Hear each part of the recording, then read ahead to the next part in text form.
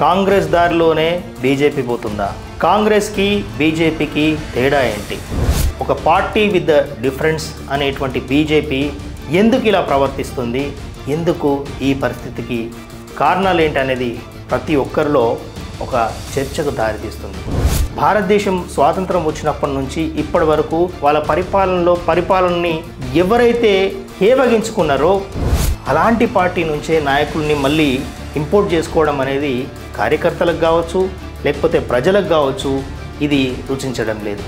మనకు ప్రతిదీ స్కామే. 2G scam చూసినాం, కోల్గేట్ స్కామ్ చూసినాం, CWG స్కామ్ చూసినాం, చాపర్ స్కామ్ చూసినాం, నేషనల్ హెరాల్డ్ స్కామ్ చూసినాం.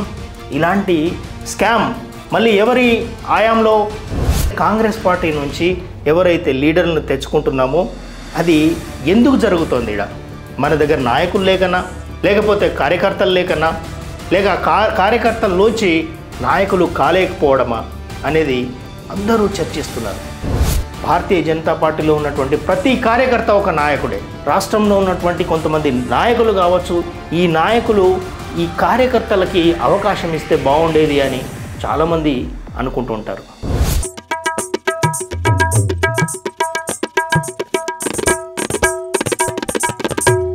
ఈరోజు మన వెనుక చిట్టా చూస్తే అర్థమవుతుండొచ్చు. చాలా రోజులుగా చాలామందిలో మెదులుతున్నటువంటి డౌట్, కాంగ్రెస్ దారిలోనే బీజేపీ పోతుందా? కాంగ్రెస్కి బీజేపీకి తేడా ఏంటి? స్వాతంత్రం వచ్చిన తొలినాల నుంచి చూస్తున్నాం మనము కాంగ్రెస్ యొక్క పరిపాలనని. గత దశాబ్దంగా బీజేపీ పరిపాలన చూస్తున్నాం.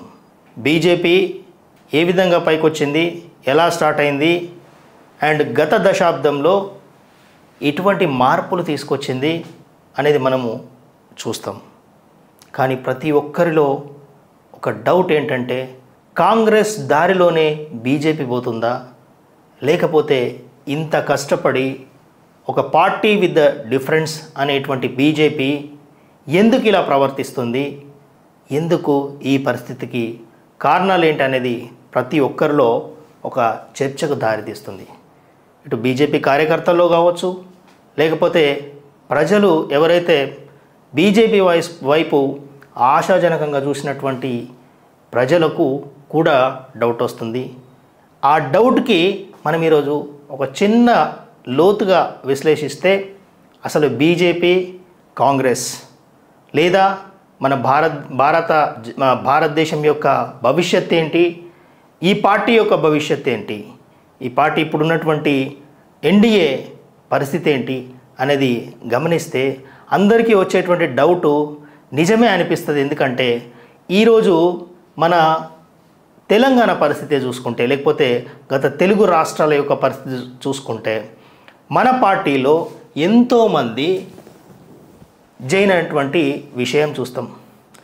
ఎందుకంటే కిరణ్ కుమార్ రెడ్డి జాయిన్ అయ్యిండు కాంగ్రెస్ నుంచి, కొండా విశ్వేశ్వరరెడ్డి గారు జాయిన్ అయ్యిండు కాంగ్రెస్ నుంచి, మన వివేక్ గారు జాయిన్ అయ్యిండు కాంగ్రెస్ నుంచి, మనకి లాస్ట్ కోమటిరెడ్డి రాజగోపాల్ గారు జాయిన్ అయ్యి మునుగోడు ఎలక్షన్లో గెలవకపోవడం జరిగింది. ఇవన్నీ చూస్తే ఏమవుతుందంటే, మన పార్టీ భారతీయ జనతా పార్టీలో ఉన్నటువంటి ఎవరైతే నాయకులు ఉంటారో ఈ నాయకులు వేరే కాంగ్రెస్ ఏదైతే కాంగ్రెస్ను మనం తిడుతూ వస్తున్నామో, కాంగ్రెస్ అంటే స్కాంగ్రెస్ అని చెప్పేసి అనుకున్నారో, లేకపోతే భారతదేశం స్వాతంత్రం వచ్చినప్పటి నుంచి ఇప్పటి వరకు వాళ్ళ పరిపాలనని ఎవరైతే హేవగించుకున్నారో అలాంటి పార్టీ నుంచే నాయకుల్ని మళ్ళీ ఇంపోర్ట్ చేసుకోవడం అనేది కార్యకర్తలకు కావచ్చు, లేకపోతే ప్రజలకు కావచ్చు, ఇది రుచించడం లేదు. మరి భారతీయ జనతా పార్టీ అనేది ఏంటిది? ఒక ఐడియాలజికల్ పార్టీ. భారతీయ జనతా పార్టీకి ఒక ఐడియాలజీ ఉంటుంది, లేదా ఒక సిద్ధాంతపరమైనటువంటి పార్టీ విత్ ద డిఫరెన్స్ ఉంటుంది. ఎందుకంటే భారతీయ జనతా పార్టీ గ్రౌండ్ నుంచి అన్ని రకాలుగా కష్టపడి అన్ని సెక్టర్ ఆఫ్ పీపుల్ని యొక్క కష్ట నష్టాలని పరిశీలించి ఒక ఐడియాలజీ, మన భారత్ హిందుత్వ ఐడియాలజీ కావచ్చు, సనాతన ధర్మ ఐడియాలజీ కావచ్చు, మన భారతదేశంలో భారతీయతనే ముందుకు తీసుకెళ్లేటువంటి పార్టీ భారతీయ జనతా పార్టీ. మరి ఈరోజు ఆ పార్టీ 2014లో మెజారిటీ వచ్చిన పార్టీ.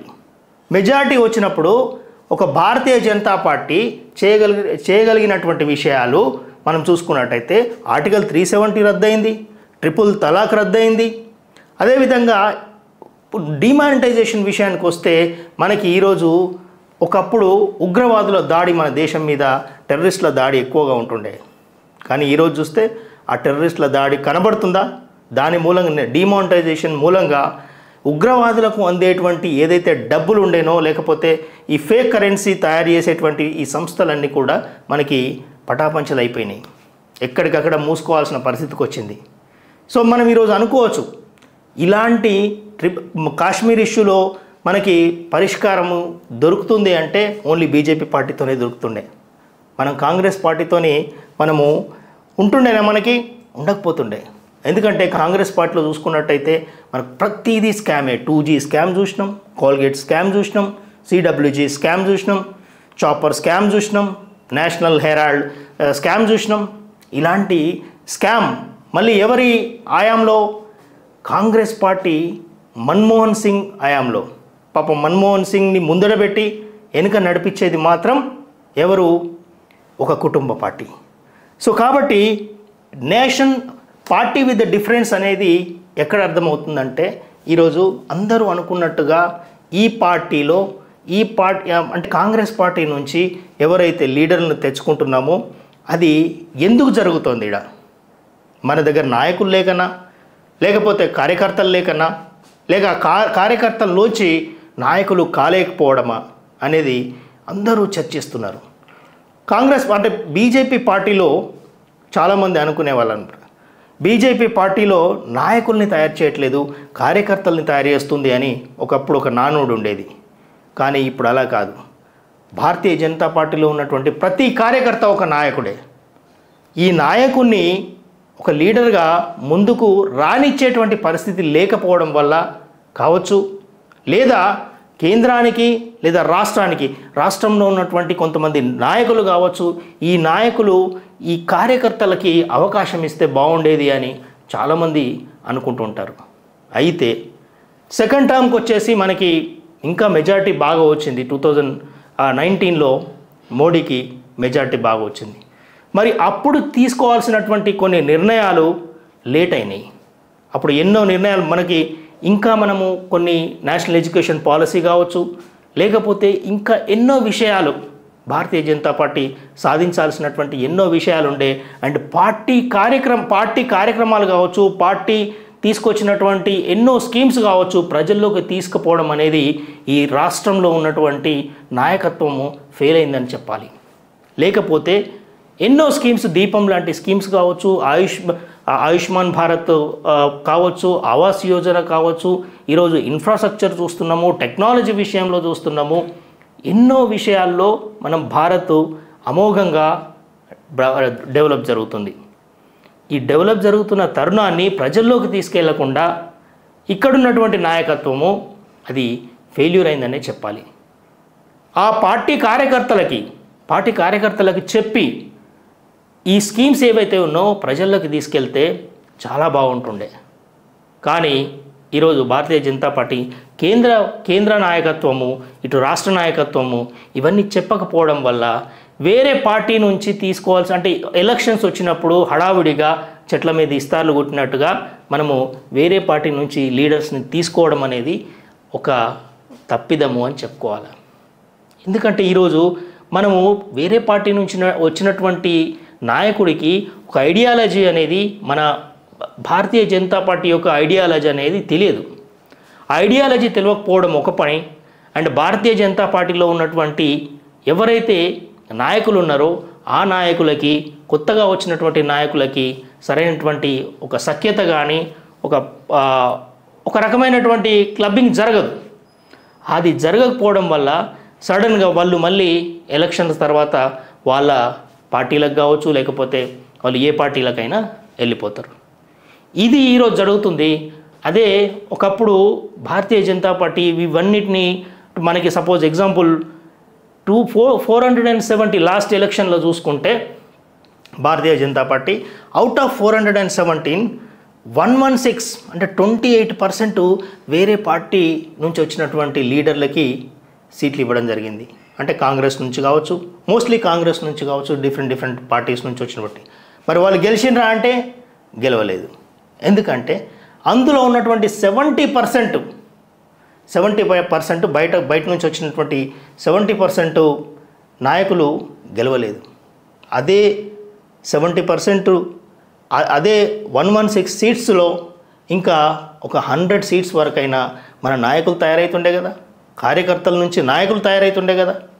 ఈరోజు ఎటుపోతుంది మనది భారతీయ జనతా పార్టీ అనేది చూసుకుంటే ఒక మళ్ళీ కాంగ్రెస్ దారిలో పోతుందంటే అదే చర్చ జరుగుతోంది. ఇప్పటికైనా భారతీయ జనతా పార్టీ కార్యకర్తల్ని తయారు చేసుకోవాలి. మన ఐడియాలజీని వదిలిపెట్టకుండా, భారతీయతని వదిలిపెట్టకుండా, మనకు అంటే భారతీయ జనతా పార్టీకి ఉన్నటువంటి ఆర్ఎస్ఎస్ కావచ్చు, లేకపోతే సంఘ కావచ్చు, మిగతా ఏవైతే వర్టికల్స్ ఉన్నాయో అవన్నిటిని వాడుకుంటే భారతీయ జనతా పార్టీకి మళ్ళీ పునరుజ్జీవం వస్తుంది. ఇది నిజమా కాదా అనేది మీరు కూడా ఒక్కసారి మాకు కామెంట్ రూపంలో తెలియజేయండి. ఎందుకంటే భారతీయ జనతా పార్టీ చేస్తున్నటువంటి తప్పులు మీరందరూ ఒక్కసారి అసలు తప్పులు చేస్తుందా, లేకపోతే భవిష్యత్తులో ఇదే విధానం సరైనదా, ఏం చేస్తే బాగుంటుంది అనేది ఒక్కసారి కామెంట్ రూపంలో మీరు పెట్టండి. ఎందుకంటే రేపు జరగబోయేటువంటి ఈ అంటే మనకి భారతీయ జనతా పార్టీ ముందుకు ఏ విధంగా వెళ్తుంది. ఇప్పుడు ఒకవేళ మనకి 2023 ఎలక్షన్లో గనుక ఈయనే పవన్ కళ్యాణ్ లేకపోయి ఉంటే, పవన్ కళ్యాణ్ తీసుకున్నటువంటి ఒక అద్భుతమైనటువంటి స్టెప్ ఏంటంటే 2023లో చంద్రబాబు నాయుడు గారు స్కిల్ డెవలప్మెంట్ ప్రోగ్రాంలో జైలుకి వెళ్ళిన తర్వాత తాను చంద్రబాబు నాయుడికి సపోర్ట్ ఇవ్వడం. చంద్రబాబు నాయుడు గారికి ఎందుకు సపోర్ట్ ఇచ్చాడు? మోడీ గారితో అంతకుముందు ఎన్డీఏ నుంచి బయటకు వచ్చిన తర్వాత ఎన్నో సమస్యల్ని అంటే వాళ్ళు బీఎస్పీతో కావచ్చు, లేకపోతే వామపక్షాలతో ఆయన పెట్టుకొని అంటే ఆ వామపక్షాలతో పొత్తు పెట్టుకొని ఎలక్షన్లకు వెళ్ళడం జరిగింది. ఘోరమైనటువంటి వైఫల్యం ఎదురు చూసిండు. దాని తర్వాత ఆ వైఫల్యం ఎదురు చూసిన తర్వాత కూడా తాను వెనుకడుగు వేయకుండా మళ్ళీ ఏం తప్పు జరుగుతుంది అండ్ రాజకీయంగా ఆంధ్రప్రదేశ్లో ఎలా ముందుకెళ్తే బాగుంటుంది అని ఆలోచించి తాను మళ్ళీ మోడీ గారిని గెలవడం కావచ్చు, ఈ ఎన్డీఏకి సపోర్ట్గా మాట్లాడడం కావచ్చు, ఈ ధర్మం సనాతన ధర్మాన్ని ఆయన ప్రతిదీ అంటే సనాతన ధర్మాన్ని ఎందుకు ఎంచుకున్నాడు అనేది ఒక్కసారి పరిశీలిస్తే వైఎస్ జగన్ పరిపాలనలో జరిగినటువంటి విషయాలు జరిగినాయి అంటే ఆల్మోస్ట్ మేజర్గా ఈ క్రిస్టియానిటీ తాను ఎప్పుడైతే పరిపాలనలోకి వచ్చిండో ఆ పరిపాలనలోకి వచ్చిన తర్వాత తాను చేయాల్సినటువంటి అంటే అభివృద్ధి కార్యక్రమాలన్నీ పక్కన పెట్టేసి అపీజ్మెంట్ పాలిటిక్స్ను మాత్రమే చేస్తూ ఫైనాన్షియల్ ఎయిడ్ కావచ్చు, హెల్త్ అండ్ ఎడ్యుకేషన్ పేరుతోని ఒక నిమ్న వర్గాలకి, ఒక ఎస్సీ ఎస్టీ వాళ్ళకి, ఎస్సీ కమ్యూనిటీ వాళ్ళకి చాలామందిని కన్వర్షన్ లోపల కన్వర్షన్ చేయడం జరుగుతుంది అనేది ఆయన దృష్టికి వచ్చినటువంటి విషయం. ఇవన్నీ కొన్ని బహిర్గంగానే చెప్పడం జరిగింది. కొన్ని అసైలం పాస్టర్స్ లీగ్ అని చెప్పేసి 2012లో వాళ్ళు డిక్లేర్ చేసుకున్నారు. మేము 15,000 మందిని కన్వర్ట్ చేసినామని చెప్పేసి చెప్పుకున్నారు. 2015లో 6 లక్షల మందిని మేము కన్వర్ట్ చేసుకున్నాము అని చెప్పారు. సో మన జగన్మోహన్ రెడ్డి గారు వచ్చిన తర్వాత వాళ్ళకి కొన్ని శాలరీస్ ఇచ్చి ఒక ఉపాధి కల్పించినట్టు చేసి వాళ్ళందరికీ పాస్టర్స్కి డబ్బులు సహాయం చేసి ఫైనాన్షియల్ ఎయిడ్ ఇచ్చి దాదాపు 30 లక్షల మంది వరకు కన్వర్ట్ అయినారని చెప్పేసి లెక్కలు వచ్చినాయి. మరి ఇది రాష్ట్రం ఎటుపోతుంది? దేవాలయాలన్నింటినీ కొన్ని దేవాలయాల్లో కొన్ని విగ్రహాల తలలు తెగొట్టడం కావచ్చు, లేకపోతే రథాలు కాలిపోవడం కావచ్చు, ఇవన్నిటిని చూస్తుంటే ఫ్రీబీస్ పాస్టర్స్కి ఇవ్వడం కావచ్చు, పూజారుల కంటే దాదాపు ఆంధ్రప్రదేశ్లో దరిదాపుగా పూజారులు ఎంతమంది ఉన్నారో పాస్టర్స్ ఎంతమంది ఉన్నారని చెప్పేసి ఒక లెక్కలో తేల్చారు. అంతేందుకు రఘురామరాజు ఆయన ఒక ఇంటర్వ్యూలో చెప్తూ 25% of the Andhra Pradesh people converted to the Christianity అని చెప్పడం జరిగింది. అంటే ఇదంతా ఎటుపోతుంది, ధర్మం సనాతన ధర్మానికి ముప్పు జరుగుతుంది అనే విషయాన్ని గమనించినటువంటి పవన్ కళ్యాణ్ మళ్ళీ ప్రతి గ్రామానికి తిరిగి తాను ఈ సనాతన ధర్మాన్ని కాపాడాలని చెప్పేసి సనాతన ధర్మ బోర్డుని పెట్టాలని చెప్పేసి ఆయన ఇవన్నిటినీ ముందుకు తీసుకెళ్తూ మళ్ళీ ఆంధ్రప్రదేశ్ రాజకీయాల్ని ఏకం చేస్తూ మన చంద్రబాబు నాయుడుతో కలిసి ఎన్డీఏకి సపోర్ట్ చేయడం జరిగింది. అదే ఈరోజు భారతీయ జనతా పార్టీకి ఒక వరంగా మారింది. ఎందుకంటే నితీష్ చంద్రబాబు నాయుడు గ్రూప్ లేకపోయి ఉంటే చాలా ఇబ్బందుల్లో పడేవాళ్ళం. సో కాబట్టి ఇప్పటి నుంచి అయినా మనకి అపీజ్మెంట్ పాలిటిక్స్ అనేది పక్కన పెట్టి ఏదైతే భారతీయ జనతా పార్టీ ఐడియాలజీ ఉందో, భారతీయ జనతా పార్టీ ఏదైతే ఇంతకు మునుపు ఎలాగైతే మనం భారతీయ జనతా పార్టీ కొట్లాడేదో, ప్రజల్లోకి వెళ్ళేదో, ప్రజలు ఎలాంటి విధానాలు తీసుకునేదో ఆ విధానాలు తీసుకుంటే బాగుంటుందనేది అందరి అనుకునేటువంటి విషయం.